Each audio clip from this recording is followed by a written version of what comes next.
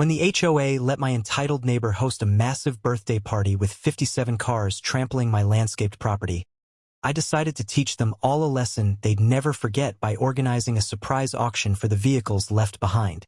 How would you react if you discovered your neighbor's luxury cars were about to be sold to the highest bidder because they parked where they shouldn't? I never thought I'd become the neighborhood villain for defending my own property. But that's exactly what happened last Saturday when my peaceful afternoon turned into a parking nightmare. My name is Alex, and I've lived in Meadowbrook Estates for 15 years.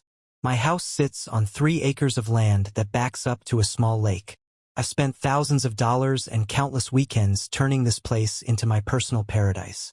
My favorite spot is the meadow that slopes down to the water full of native wildflowers, a few old oak trees, and a winding stone path I laid by hand. I was coming back from grocery shopping when I noticed something odd. A line of cars turning into my private driveway. At first, I thought they had made a wrong turn, but as I pulled closer, my stomach dropped. There were at least 20 vehicles parked across my meadow, with more arriving by the minute. "Hey, what's going on here?" I called out to a valet in a red vest who was directing a Mercedes SUV onto my property. "We're handling parking for the Martinez party next door," he answered casually, as if this was completely normal. I hurried inside, dropped my groceries on the counter, and marched straight to my neighbor's house. Eleanor Martinez's mansion was decorated with pink balloons and a giant Sweet 16 banner. Music blasted through expensive speakers, and teenagers in fancy clothes milled around the entrance. Eleanor spotted me before I could ring the doorbell. She wore a designer dress and had that perfect smile that never quite reached her eyes. "Alex, how lovely to see you," she said, blocking my path to her door. "Enjoying the beautiful day? Why are there dozens of cars parked on my property?" I asked, trying to keep my voice level. Eleanor's smile didn't waver. "Oh, we're having Sophia's Sweet 16 today. Didn't you get the HOA notice?" "What notice?" She dug through her purse and pulled out a wrinkled paper. "The HOA granted us temporary easement for overflow parking. President Marlowe approved it this morning. See?" She pointed to a hasty signature at the bottom. I scanned the document, my anger building with each word. I never agreed to this. Nobody contacted me. Well, the board voted. Nothing you can do until tomorrow. Eleanor's fake sympathy made my blood boil. It's just for today. And Sophia has so many friends. Where else would everyone park? As if on cue, a Porsche Cayenne drove over my flower bed, crushing the black-eyed Susans I'd planted last spring. "Those cars need to be moved now," I insisted. Eleanor's friendly mask slipped for a second. "Look, all the important families in Meadowbrook are here. Judge Wilson's son, Dr. Patel's daughters, even Mayor Collins dropped off his twins. You really want to make a scene?" A group of parents glanced our way, champagne glasses in hand.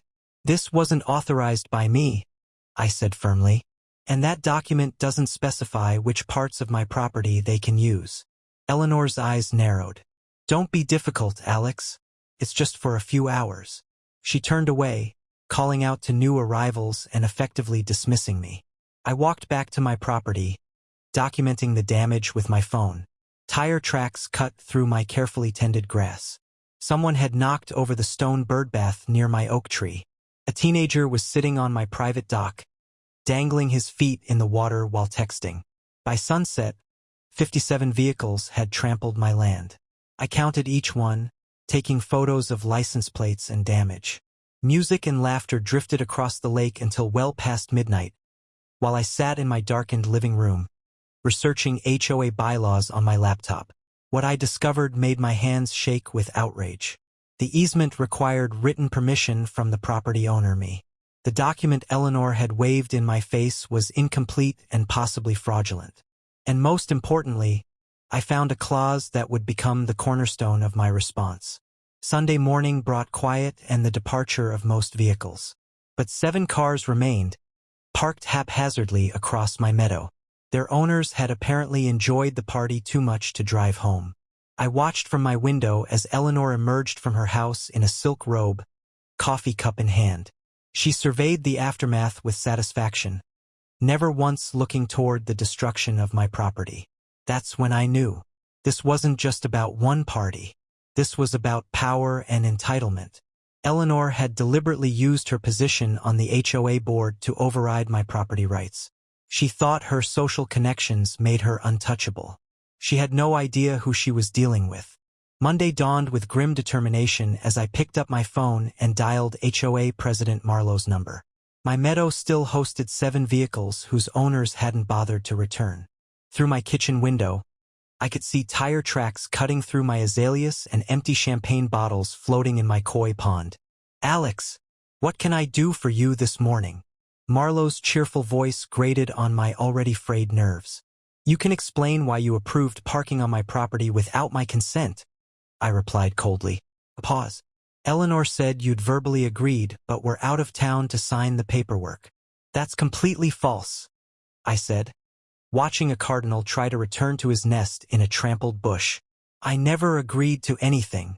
"Well, there must have been some miscommunication," Marlowe stammered. "I'll look into it right away.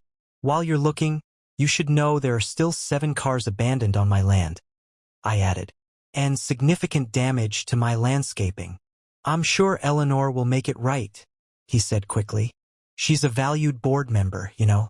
Very generous with her time and contributions." That last word caught my attention. Contributions. Another pause. To the community, of course. Just last month, she donated $10,000 to the landscaping fund. The pieces clicked into place.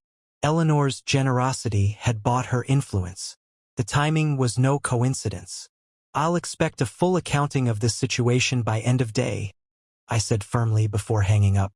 My next call was to a lawyer friend who specialized in property disputes. After explaining the situation, she gave me welcome news.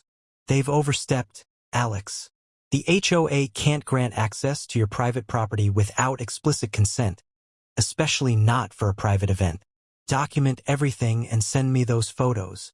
By noon, I'd created a detailed report of the damages. Crushed plants, tire ruts in the lawn, trampled flower beds, oil stains on my path, and trash scattered across the meadow. My estimate for repairs came to over $3,000. But it was while reviewing the HOA covenants that I found my opportunity. Section 7.4 stated clearly, "Unauthorized vehicles remaining on private property for over 24 hours may be managed at the owner's discretion following documented notification." I printed 7 official notices, each in a bright orange envelope, and placed one on each windshield. Notice: this vehicle is unlawfully parked on private property. If not removed by 5 p.m. Wednesday, it will be considered abandoned and subject to removal at owner's expense. Then I made 3 important phone calls. One to a towing company, one to a friend who runs auctions, and one to rent portable fencing. By Tuesday afternoon, word had spread through Meadowbrook Estates. I was weeding what remained of my flower bed when Eleanor stormed across her lawn toward me, designer heels sinking into the soft ground with each angry step. "Remove those ridiculous notices immediately," she demanded, face flushed with anger. "That blue Porsche belongs to my daughter's boyfriend, and the others belong to board members' children." I straightened up slowly, garden gloves covered in soil. "The notices clearly state vehicles must be removed by 5 p.m. tomorrow. I'm simply following HOA protocol, documentation and notification. This is completely unreasonable." Eleanor's voice rose, attracting attention from another neighbor walking his dog. "It was just a party. A party I never authorized on my property," I corrected her. "Your guests caused thousands in damages." Eleanor's expression shifted to one of calculated reasonableness. "I'm sure we can work something out. The HOA maintenance fund could cover any minor repairs." "The damages aren't minor," I replied, "and I've already documented everything for insurance purposes." "Insurance?" Her confident facade cracked slightly. "There's no need to involve insurance companies." "I disagree. My policy covers vandalism and trespassing incidents." Eleanor's eyes narrowed. "You're making a big mistake, Alex. My husband golfs with half the neighborhood. People won't appreciate this pettiness." "Is that a threat?" I asked quietly. She gave a brittle laugh. "Of course not. Just a friendly reminder that communities work best when people are reasonable. As she turned to leave, I called after her, Wednesday, 5 p.m. After that, the vehicles are considered abandoned under Section 7.4 of the HOA covenants. Eleanor froze momentarily before continuing her retreat, phone already pressed to her ear. That evening, I received a call from Marlowe, panic evident in his voice. Whatever you're planning, stop now. The board is meeting tonight to discuss this situation. Too late, I replied calmly. Everything's arranged for tomorrow. What exactly are you planning? Marlowe's voice quavered. I smiled to myself. Just exercising my rights under the covenants. The same covenants you selectively enforced to allow 57 cars to destroy my property. Be reasonable. I've been more than reasonable, I interrupted. You have until 5 p.m. tomorrow to remove those vehicles. After that, things get interesting. I hung up and continued preparing. The security company had finished installing temporary cameras around my meadow. The auction website was set up, pending activation. The portable fencing would arrive at dawn.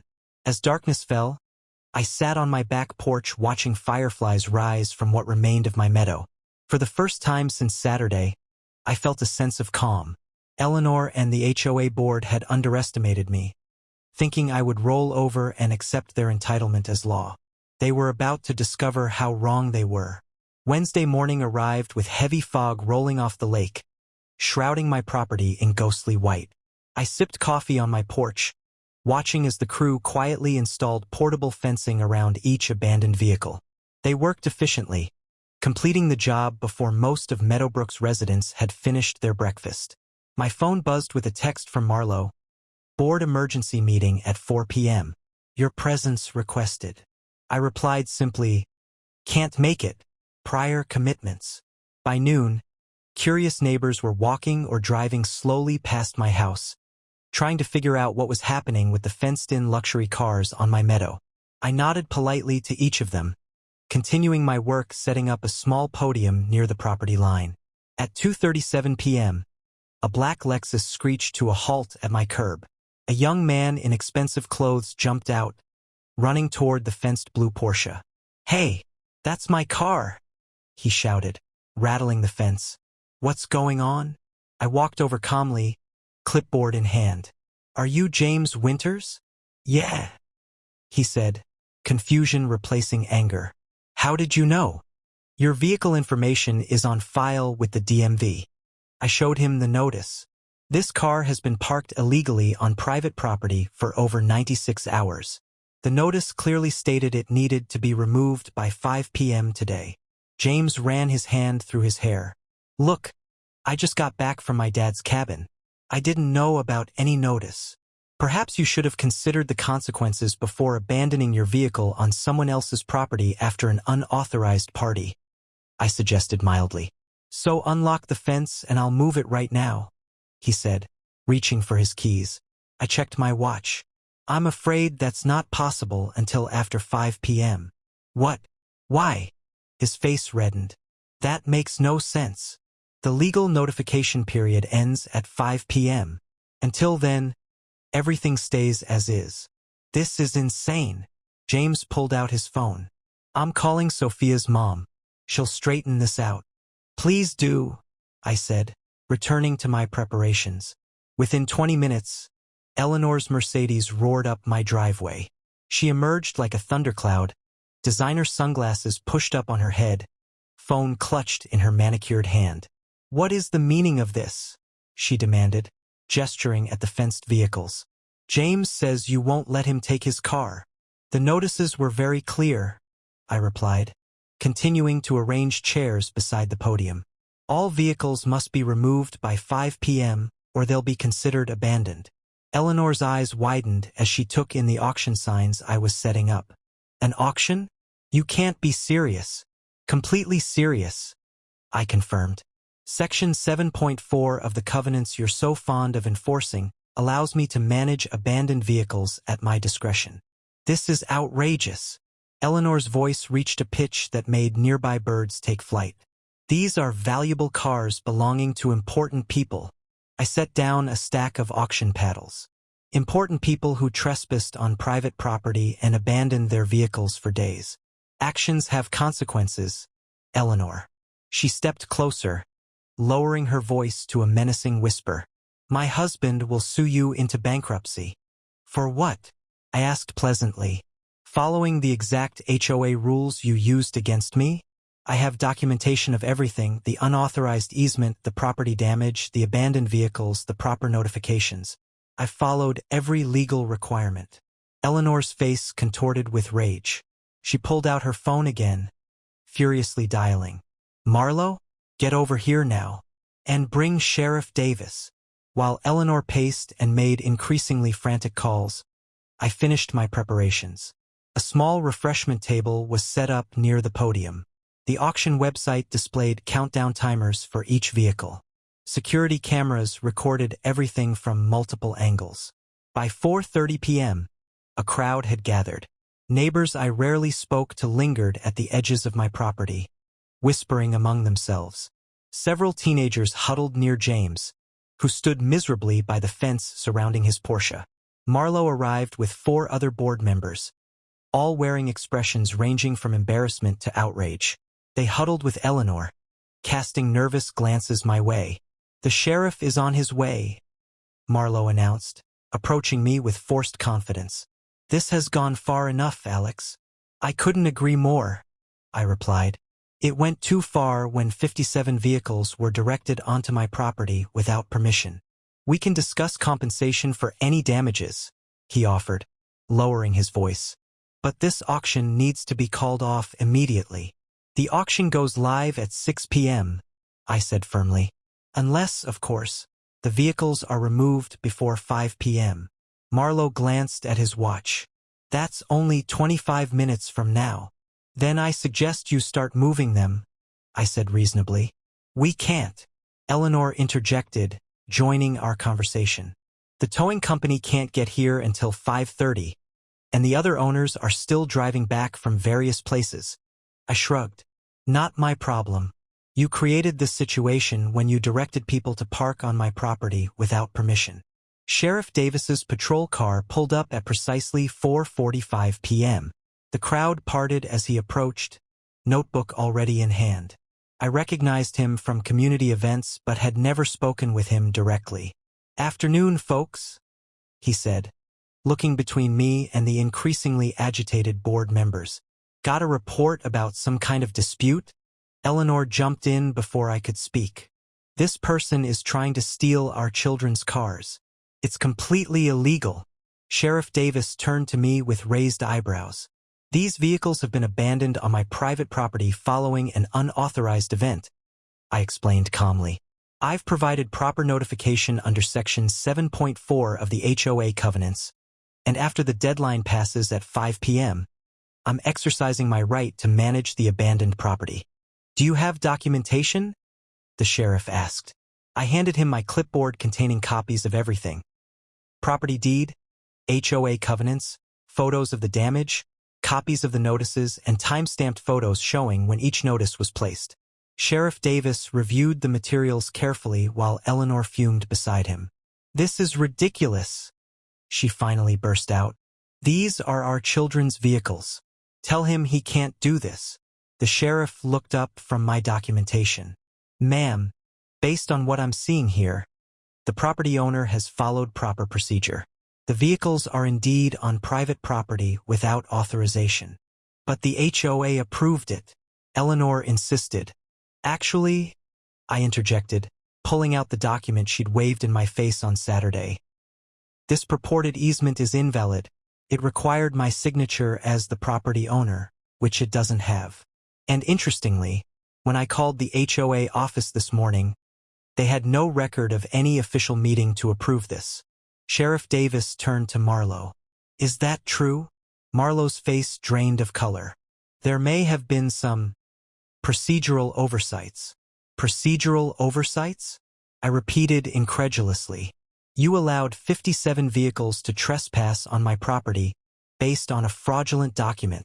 Eleanor's daughter Sophia pushed through the crowd, tears streaming down her face. Please don't sell James's car. His dad will kill him, and he'll break up with me. The crowd had grown larger, with more neighbors arriving to witness the drama. Phones were out, recording everything. I spotted Mrs. Parker, who wrote the community newsletter, taking notes.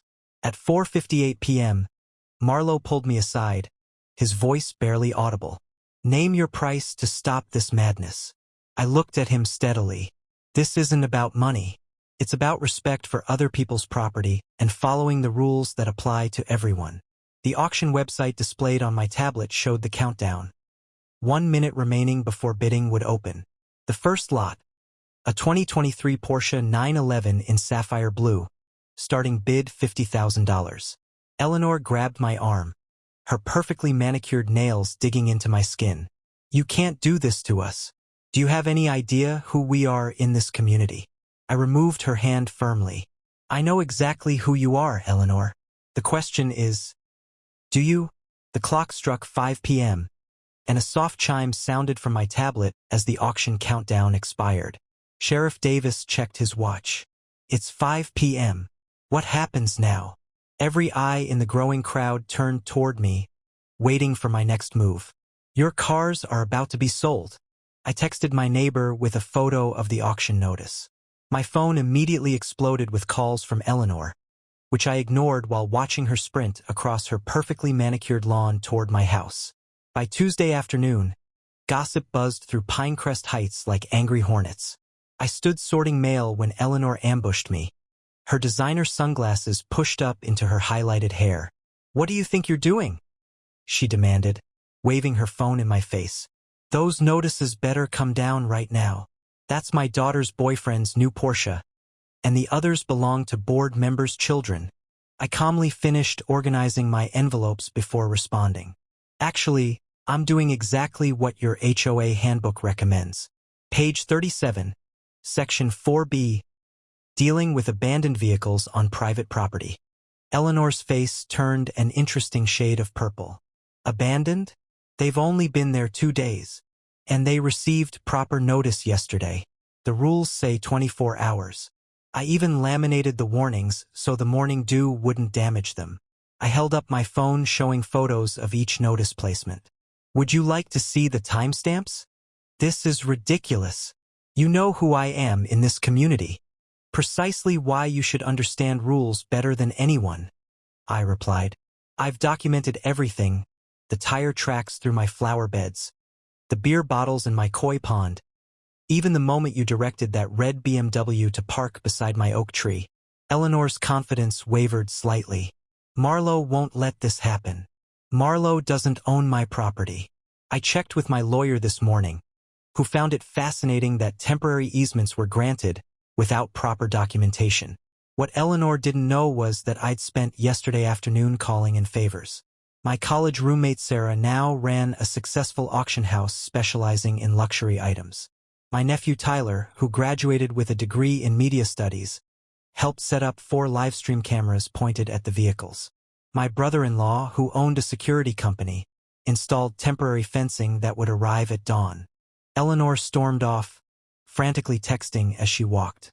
I noticed she kept glancing back at my property, likely wondering if I was bluffing. I wasn't. That evening, I received emails confirming everything was set. The portable fencing would arrive at 5 a.m. The auction website would go live at noon. Security personnel would monitor the property boundaries starting at 6 a.m. I'd even hired a professional appraiser to document each vehicle's condition with photographs, proof against any damage claims. At dinner, I checked social media and found Pinecrest Heights' private group buzzing with speculation. Several neighbors I'd never spoken to sent friend requests. A local news reporter whose child attended school with Eleanor's daughter messaged asking for my side of the story. Just before midnight, my doorbell rang.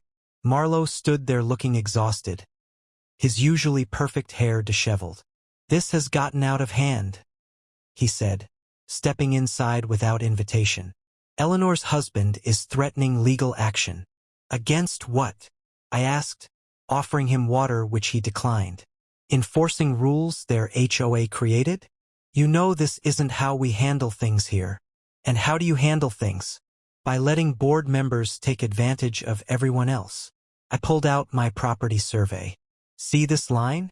Everything beyond it is mine. Yet somehow 57 cars ended up there without my permission. Marlowe rubbed his temples. What will it take to end this quietly? Nothing quiet about it anymore, I said, showing him my phone. The story had reached 3 local Facebook groups. People are tired of double standards. The board is meeting tomorrow at 4 p.m. Please hold off until then. I shook my head. The notices specify 5 p.m. Wednesday. The auction goes live at 6. That gives you plenty of time to move the vehicles. Or what? You'll really sell a teenager's Porsche? Marlowe looked genuinely concerned. I guess we'll find out, I replied, opening the door. I'm curious myself. After he left, I checked my security cameras. 2 people with flashlights were examining the notices on the windshields. I zoomed in Eleanor's daughter and a boy I assumed was the Porsche owner. They took photos, talked animatedly, then hurried away. Just past 2 a.m., my yard motion sensors triggered. Someone was attempting to start one of the cars. I called the police and reported attempted theft on my property. By the time officers arrived, the person had fled, but now I had official documentation of nighttime disturbances. At dawn, everything changed. The fencing company arrived precisely on time. For workers quietly unloaded metal barriers, creating a perfect rectangle around the vehicles. Security cameras captured Eleanor watching from her window, phone pressed to her ear. By 10 a.m., professional signs had been posted. Unauthorized vehicle auction. 6 p.m. today. The auction website went live at noon, featuring detailed photos of each vehicle.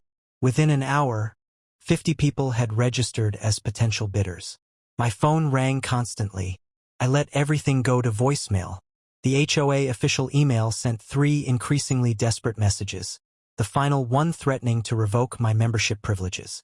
At 2 p.m., a local news van parked across the street. At 3 p.m., Marlowe texted that the emergency board meeting had been moved up. At 4 p.m., the first curious neighbors began gathering near my property line. Can they really do this? I overheard someone asking. My cousin's a lawyer. He says if they followed notification procedures, absolutely. Another replied. At 4:30 p.m., I stepped onto my porch and surveyed the scene. The auction podium had been delivered. The portable fence gleamed in the afternoon sun. 7 luxury vehicles sat waiting, their owners nowhere in sight. My phone vibrated with a text from Sarah. Online bidding already at $7,500 for the Porsche. This is going to be wild. I smiled and checked my watch. 30 minutes until showtime. Stop this auction immediately. Eleanor's voice cut through the murmur of the gathering crowd. She marched toward me, flanked by Marlowe and 4 other HOA board members, their faces twisted with anger and panic.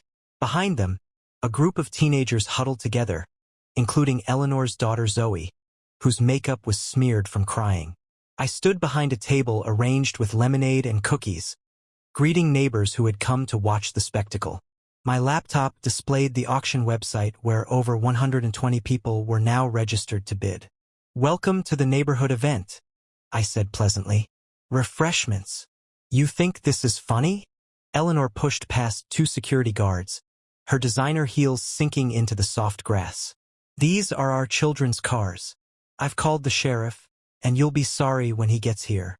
I'm glad you called him, I replied, checking my watch. He can make sure everything proceeds legally. You're just in time. The auction starts in 20 minutes. A small crowd had gathered behind the fence, some neighbors filming with their phones. I spotted Mrs. Jenkins from across the street, who'd complained about Eleanor's music for years but was always ignored. This woman is trying to steal our children's property, Eleanor announced to the onlookers. She's gone completely crazy. Actually, I responded loudly enough for everyone to hear. I'm simply following the procedure outlined in the HOA handbook that you personally approved last year. I held up a document with Eleanor's signature highlighted in yellow. Section 4B. Regarding vehicles left on private property without permission. Marlowe stepped forward, trying to appear reasonable. Look, we understand you're upset about the party. Perhaps we can discuss compensation for any damage. We're well past that point, I said. I tried discussing this yesterday when I discovered 57 cars had been parked on my property without permission. I was told, and I quote, "Nothing you can do about it." A murmur spread through the crowd. "But these are children's vehicles," protested another board member, a thin man named Gregory who owned the local insurance agency, which makes it even more surprising that adults would encourage them to park illegally, I replied. A sheriff's cruiser pulled up, and Deputy Rodriguez stepped out, looking bewildered at the scene. Eleanor immediately rushed over. "Thank goodness you're here. This woman is trying to steal 7 vehicles. Deputy Rodriguez approached cautiously. "Ma'am, can you explain what's happening here?" I handed him a folder containing copies of everything. My property deed with boundaries clearly marked, the falsified easement document, photos of the vehicles with timestamp notices, and printouts of the HOA rules regarding abandoned vehicles. These vehicles were left on my private property during an unauthorized party, I explained calmly. Following HOA procedures, I posted notices giving owners 24 hours to remove them. That deadline passed at 5 p.m. today. The deputy reviewed the documents carefully while Eleanor fumed beside him. "She's twisting the rules," Eleanor insisted. "Nobody actually enforces that section. So the rules only apply to certain people?" I asked innocently. Deputy Rodriguez looked up from the papers. "These notices appear to be in order, and this is definitely private property according to the survey. But she can't just sell other people's cars." Eleanor's voice had reached an impressive pitch. "Actually," the deputy said, "under state law, after proper notification, abandoned property can be sold to cover storage and removal costs." Eleanor's face turned alarmingly red. "These aren't abandoned. The kids were coming to get them. After the 5 p.m. deadline," I pointed out, "I have security footage of someone trying to remove a vehicle at 2 a.m. without permission, which required police response for attempted theft." Deputy Rodriguez nodded. "I saw that report." Zoe pushed through the adults, mascara streaking down her cheeks. "Please don't sell Jason's Porsche. His dad will kill him, and he'll break up with me. We didn't know she would get so mad about some stupid grass." I felt a twinge of sympathy for the girl, but remembered my trampled flower beds and the koi fish I'd found floating dead after the party. "The auction starts in 10 minutes, I announced. The starting bid for the Porsche is already at $15,000. This caused a fresh wave of panic. Jason, a tall boy in a Letterman jacket, pushed forward. "That's less than half what it's worth. My dad just bought it last month." "Then perhaps he should have taught you to respect other people's property," I suggested. Marlowe grabbed my arm and pulled me aside, lowering his voice. "This has gone far enough. What do you really want?" "Exactly what I wanted yesterday. Accountability." "Name your price," he hissed. "We can write you a check right now." "It's not about money." "Then what? Revenge? You'll destroy relationships over some tire tracks." I looked him directly in the eyes. "It's about fairness. For 3 years, I've watched Eleanor get special treatment because she's on the board. Last month, the Gonzalez family was fined $500 because their moving truck parked on the street overnight. Last week, elderly Mr. Wilson received a violation notice because his garden gnome exceeded the height restriction by 2 inches. Yet somehow, it's perfectly fine for board members' children to destroy my property." Marlowe's expression shifted as he realized this had become much bigger than a parking dispute. Meanwhile, Eleanor had moved to the fence where she was frantically trying to convince the security guard to let her in to remove the vehicles. "I'm sorry, ma'am," he said firmly. "I can only take instructions from the property owner." The website on my laptop showed that online bidding had begun early. The red BMW was up to $12,000. The Porsche had reached $23,500. Eleanor's husband David arrived, stepping out of his Range Rover with a man in an expensive suit who I assumed was their lawyer. They huddled with Marlowe, occasionally glancing in my direction. Zoe approached me again, this time without her friends. "My mom says you're just jealous because you live alone and don't have kids," she said quietly. But that's not it, is it? I was surprised by her perception. No, it's not. Is there anything I can do? Please? Jason saved for months to help his dad buy that car. For the first time, I hesitated. The girl seemed genuinely distressed, unlike her mother who was now yelling at the lawyer for not immediately solving the problem. Deputy Rodriguez returned from his cruiser. I've consulted with my supervisor. Everything appears to be legally sound, but he suggests mediating this dispute before the auction proceeds. Eleanor's lawyer approached with Marlo and David.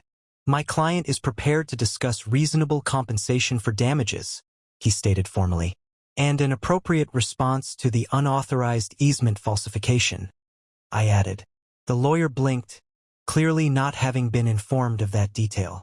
5 minutes to auction, called Sarah from behind the podium. The crowd had grown larger.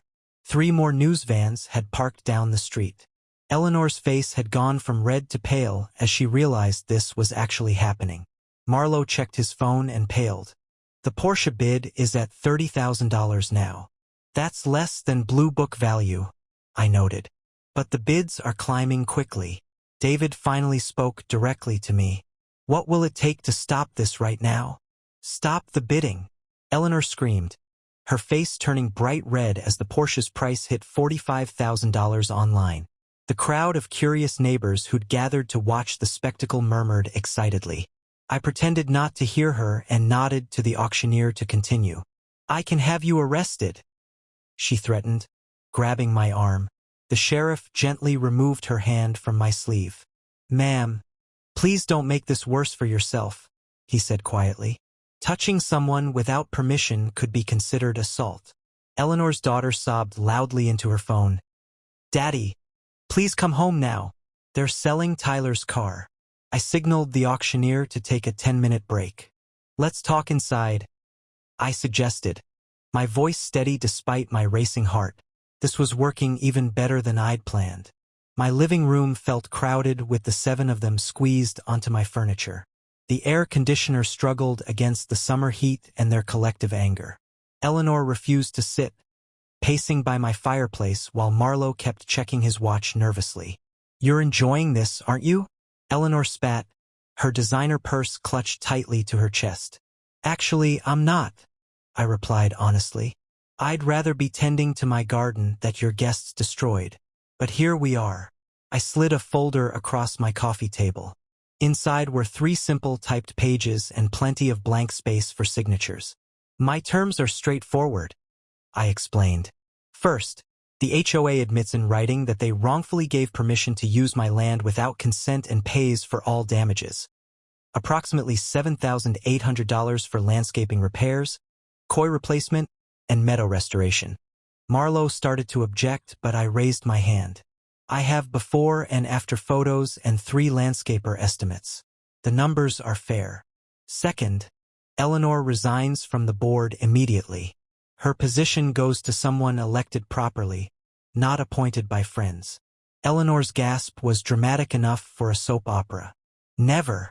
I've been on that board for 9 years. 9 years of bending rules for yourself and punishing others for minor violations, I countered. Mrs. Johnson across the street was fined $500 for having the wrong shade of white trim. Yet you hosted a party with live music until 2 a.m. without permits. The sheriff, who'd followed us inside, nodded slightly. He'd been called about the noise that night. And third, I continued, the HOA bylaws get amended to require written permission from any property owner before their land can be used for any reason. No more verbal agreements that mysteriously happen when someone is away. Through the window, I could see more cars arriving, parents of teens whose vehicles were in my makeshift auction lot. One man in a business suit was examining his son's BMW. His phone pressed to his ear as he gestured angrily. You have no right, Eleanor started, but Marlo cut her off. What happens if we refuse? He asked, his voice remarkably calm given the circumstances. Then the auction continues. I've already received interest from buyers in 3 states. The cars were abandoned on private property after proper notification. It's completely legal. I opened my laptop to show them the live stream of bidders commenting. The Porsche already had 27 bids. Eleanor's phone buzzed. She glanced at it and her face paled. "Tyler's father is threatening to sue us personally," she whispered to Marlo. "He's a corporate lawyer." For the first time, cracks appeared in her perfect facade. Her hand trembled as she set down her phone. The doorbell rang, followed by loud knocking. Through the peephole, I spotted at least 5 angry parents on my porch. I turned back to the board members. "Decision time," I said. "I can open that door and explain why their children's cars are being sold. Or you can sign these papers and I cancel the auction immediately." Marlo reached for a pen. "How do we know you'll stop the auction?" "Because unlike some people in this room, I keep my word," I replied. "The sheriff is our witness." Eleanor's mascara streaked down her cheeks as she watched Marlo sign. "This is blackmail," she whispered. "No," the sheriff corrected. "This is consequences. There's a big difference." The knocking grew louder. Someone was calling Eleanor's name from outside. "Sign or don't sign," I said, checking my watch. "But in 5 minutes, that Porsche belongs to someone in Michigan." Cameras flashed as Eleanor handed me the oversized check for $7,800 on my front lawn. Our local newspaper reporter scribbled notes furiously while neighbors watched from across the street. Everyone in Pinecrest Heights had heard about the almost auction by now. "Smile, Eleanor," I whispered through gritted teeth. "It's important to be a good sport when you lose." Her eyes shot daggers at me, but she managed a tight smile for the camera. The headline would read, "HOA settles dispute after unauthorized use of private property." I'd made sure of that by inviting the press myself. "This is just the beginning," Eleanor hissed as soon as the photographer turned away. "You've made powerful enemies." I accepted the check calmly. "Actually, I've just enforced rules that should have been followed all along. That's hardly making enemies." Behind us, workers were already replanting my damaged garden beds. The tire marks across my meadow would take longer to fix, but the koi pond was being refilled today. I'd insisted that repairs begin immediately as part of the settlement. That evening, my doorbell rang unexpectedly. I opened it to find Eleanor's husband James standing awkwardly on my porch, without his wife. "May I come in?" he asked, voice low. "There's something you should know." I hesitated but waved him inside. He declined my offer of coffee and sat stiffly on the edge of my couch. "Eleanor didn't tell me what she'd done until after the auction started," he explained, staring at his hands. "I want to apologize personally. Our daughter's birthday wasn't worth damaging someone's property." His sincerity surprised me. "Thank you," I said simply. "There's more," he continued. "Eleanor's been using HOA funds to renovate parts of our house, classifying personal expenses as community improvements. That's why she fought so hard to stay on the board." My mouth fell open. "That's illegal." "Yes," he nodded grimly. "And once the new board audits the books, which they will, it'll all come out. I've been trying to convince her to return the money before that happens." 2 weeks later, I received a formal invitation to attend the emergency HOA meeting. The community center buzzed with tension as I took my seat.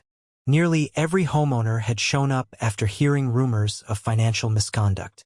Retired Judge Thomas Hamilton, who'd been elected to replace Eleanor, called the meeting to order.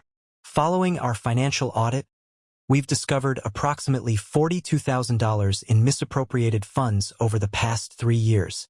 Gasps rippled through the crowd.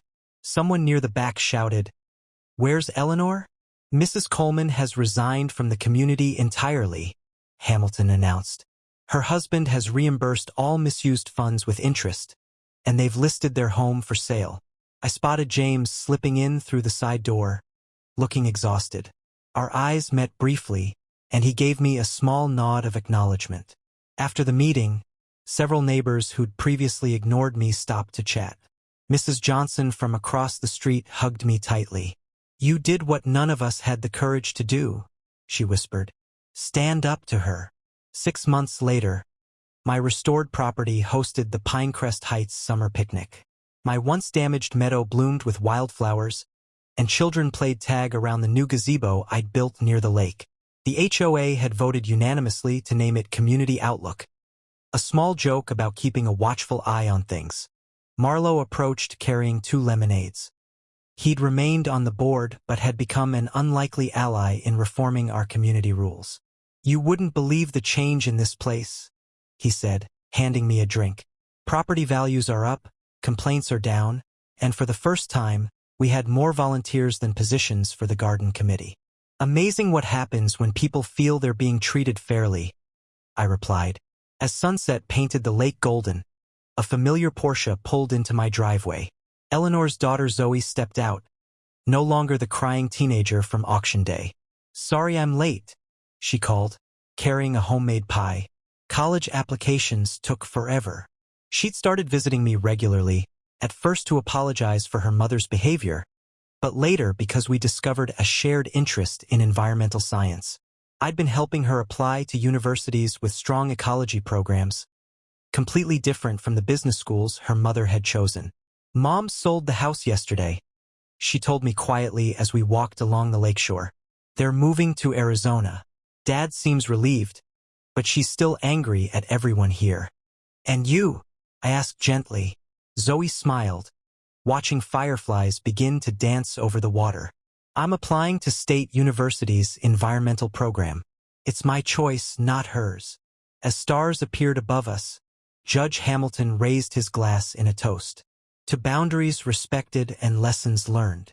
I looked around at my neighbors, now friends, and realized something powerful. Sometimes standing your ground isn't just about winning a battle. It's about transforming an entire community into something better than it was before.